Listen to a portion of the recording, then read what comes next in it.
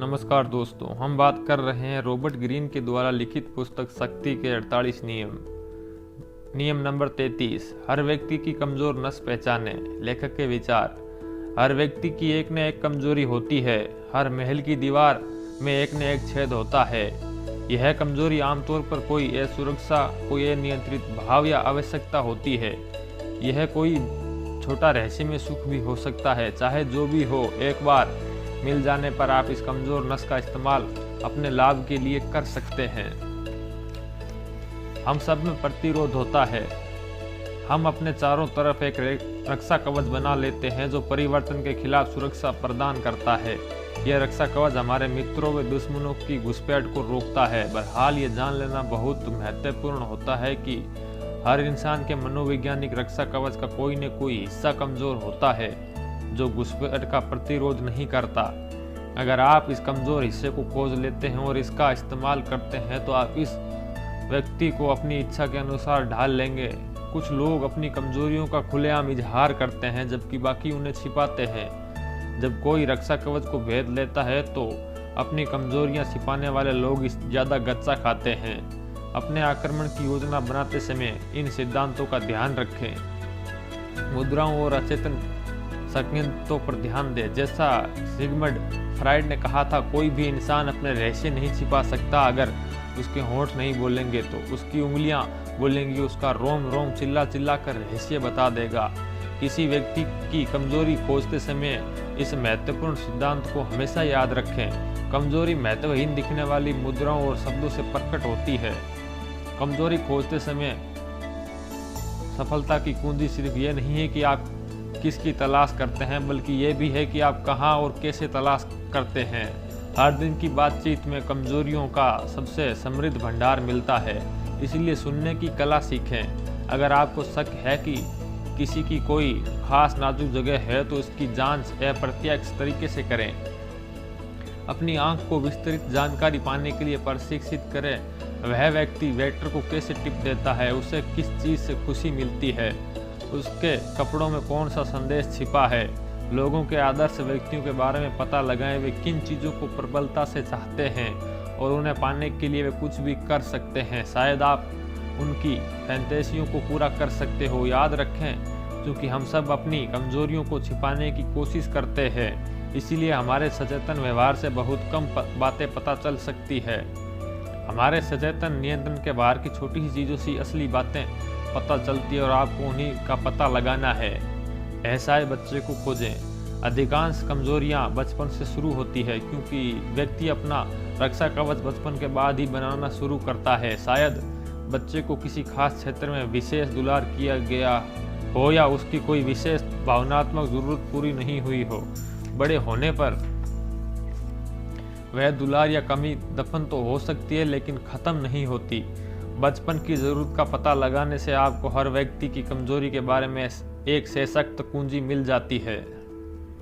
इस कमजोर नस की एक निशानी यह है कि जब आप इसे छूते हैं तो वह व्यक्ति अक्सर किसी बच्चे की तरह व्यवहार करने लगता है। इसीलिए किसी ऐसे व्यवहार की तलाश करें जिसे बचपन में ही छोड़ देना चाहिए था। विरोधाभास को खोजते रहें। प्रकट गुण के पीछे अक्सर इसका विपरीत गुण छिपा होता है। जो लोग अपना सीना ठोकते रहते हैं वे प्रायः डरपोक होते हैं। जो लोग परंपरावादी होने का नाटक करते हैं वे अक्सर रोमांच के भूखे होते हैं। उनके दिखावे पर न जाए। असलियत खोजने पर आप अक्सर पाएंगे कि लोगों में उनके प्रकट गुणों के विपरीत कमजोरियां होती है। खाली जगह भरे। दो मुख्य भावनात्मक खालीपन होते हैं, असुरक्षा और दुख। असुरक्षित लोग किसी भी तरह की सामाजिक मान्यता पाने के लिए लालायित रहते हैं। जो लोग दुखी हैं उनके दुख की जड़ें खोजें। असुरक्षित और दुखी लोग अपनी कमजोरियों को सबसे कम छिपा पाते हैं। उनके भावनात्मक खालीपन को भरने की शक्ति का बड़ा स्रोत होती है और लंबे समय तक लाभ देती है। अनियंत्रित भावनाओं की जांच करें। अनियंत्रित भावना किसी मनोवैज्ञानिक डर का संकेत होती है। एक ऐसा डर जो स्थिति के अनुपात में न हो, या वासना, लोभ, दंभ या नफरत जैसा घटिया उद्देश्य। इन भावनाओं की जड़ में रहने वाले लोग अक्सर खुद पर काबू नहीं रख पाते और आप उन्हें अपने नियंत्रण में ले सकते हैं। खिलाफ सुरक्षा प्रदान करता है। यह रक्षा कवच हमारे मित्रों व दुश्मनों की घुसपैठ को रोकता है। बहरहाल ये जान लेना बहुत महत्वपूर्ण होता है कि हर इंसान के मनोवैज्ञानिक रक्षा कवच का कोई न कोई हिस्सा कमजोर होता है जो घुसपैठ का प्रतिरोध नहीं करता। अगर आप इस कमजोर हिस्से को खोज लेते हैं और इसका इस्तेमाल करते हैं तो आप इस व्यक्ति को अपनी इच्छा के अनुसार ढाल लेंगे। कुछ लोग अपनी कमजोरियों का खुलेआम इजहार करते हैं जबकि बाकी उन्हें छिपाते हैं। जब कोई रक्षा कवच को भेद लेता है तो अपनी कमजोरियां छिपाने वाले लोग ज़्यादा गच्चा खाते हैं। अपने आक्रमण की योजना बनाते समय इन सिद्धांतों का ध्यान रखें। मुद्राओं और अचेतन संकेतों पर ध्यान दें। जैसा सिगमंड फ्राइड ने कहा था, कोई भी इंसान अपने रहस्य नहीं छिपा सकता। अगर उसके होंठ नहीं बोलेंगे तो उसकी उंगलियां बोलेंगी, उसका रोम रोम चिल्ला चिल्ला कर रहस्य बता देगा। किसी व्यक्ति की कमजोरी खोजते समय इस महत्वपूर्ण सिद्धांत को हमेशा याद रखें। कमजोरी महत्वहीन दिखने वाली मुद्राओं और शब्दों से प्रकट होती है।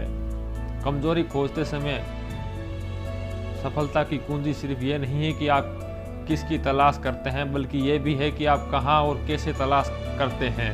हर दिन की बातचीत में कमजोरियों का सबसे समृद्ध भंडार मिलता है, इसलिए सुनने की कला सीखें। अगर आपको शक है कि किसी की कोई खास नाजुक जगह है तो इसकी जांच अप्रत्यक्ष तरीके से करें। अपनी आंख को विस्तृत जानकारी पाने के लिए प्रशिक्षित करें। वह व्यक्ति वेटर को कैसे टिप देता है, उसे किस चीज़ से खुशी मिलती है, उसके कपड़ों में कौन सा संदेश छिपा है।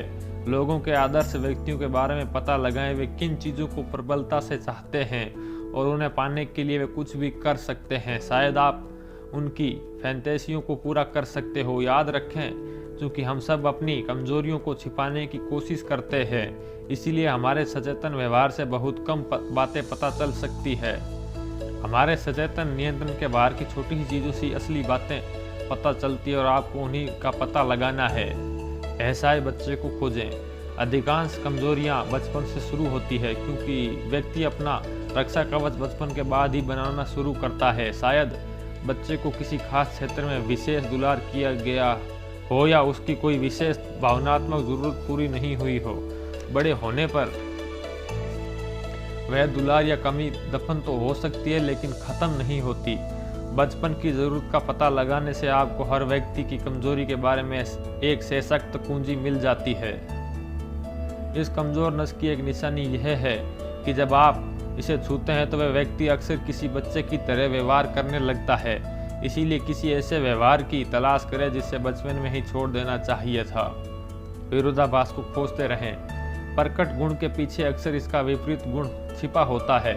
जो लोग अपना सीना ठोकते रहते हैं वे प्राय डरपोक होते हैं। जो लोग परंपरावादी होने का नाटक करते हैं वे अक्सर रोमांच के भूखे होते हैं। उनके दिखावे पर न जाए, असलियत खोजने पर आप अक्सर पाएंगे कि लोगों में उनके प्रकट गुणों के विपरीत कमजोरियां होती है। खाली जगह भरे।